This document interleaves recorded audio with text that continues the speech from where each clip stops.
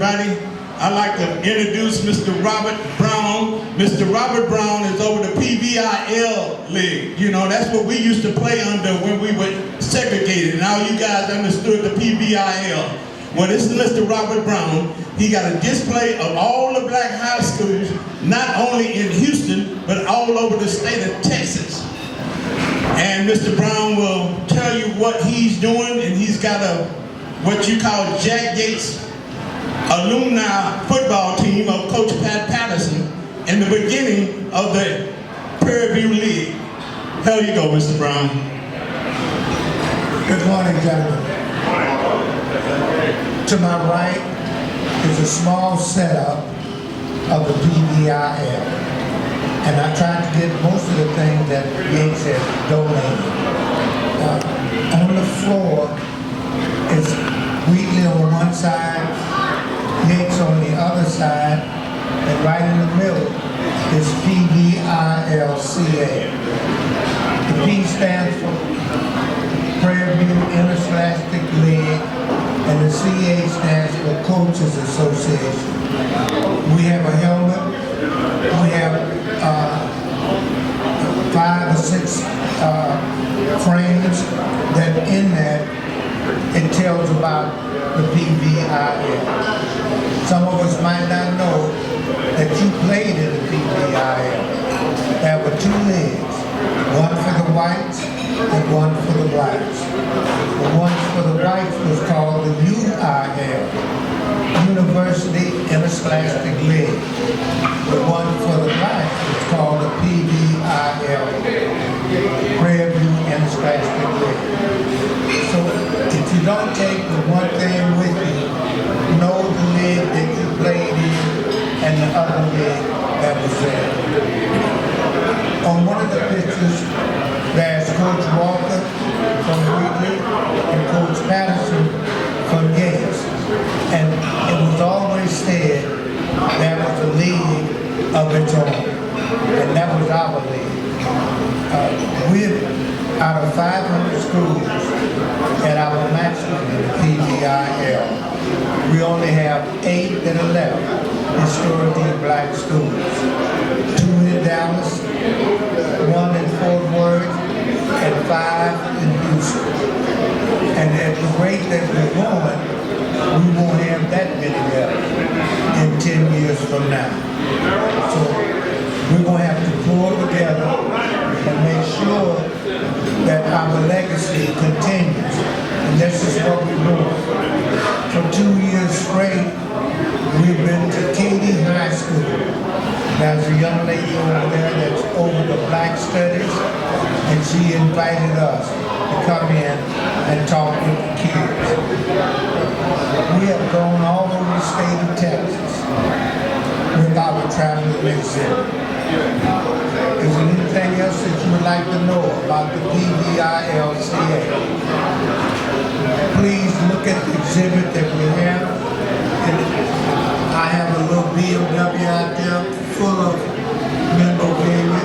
I just brought in the things that I thought you would be interested in, and that was the Yates High School. Okay? Thank you.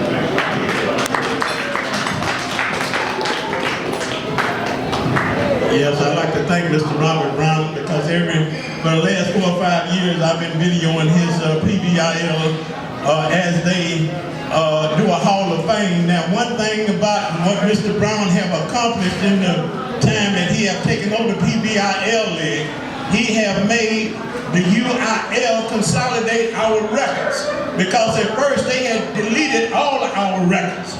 I mean, all of Jack Yates state championships that they had in the 40s and the 50s and the 60s, where they had deleted them. It was this man who made the UIL recognize us up in the state of Texas, in Austin. So now we have some of the Pvil tied in with the UIL. In case you kind of understand where I'm coming from, it's just like the Negro League.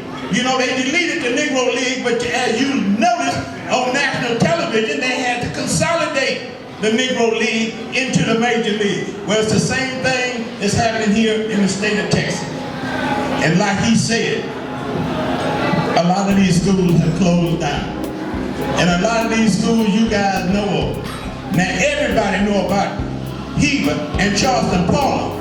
Pvil and Charleston Paula, their DNA goes to Silsby. Every year Silsby wins the state title in basketball. Because why their DNA came out of Pvil and Charleston Paula. But they closed down Pvil and Charleston Paula. They closed down Port Arthur Lincoln. They closed down the oldest black school in the state of Texas, which was Central. Galveston is closed. They closed down San Antonio Wheatley is closed. They closed down one of the strongest black high schools in the country in the 60s and the 50s. Waco Moore, closed. Fort Worth Dunbar, closed. So what he's saying is that this PVIL is something that we have to support, y'all.